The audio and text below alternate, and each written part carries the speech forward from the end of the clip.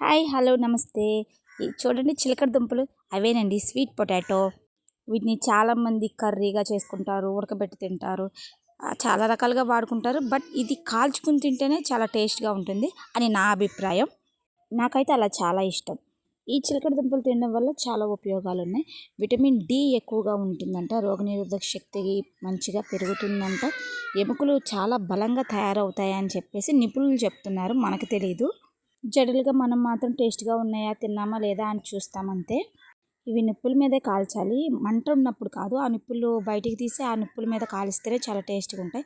ఉడికాక చూడండి ఎంత మంచిగా కనిపిస్తున్నాయో.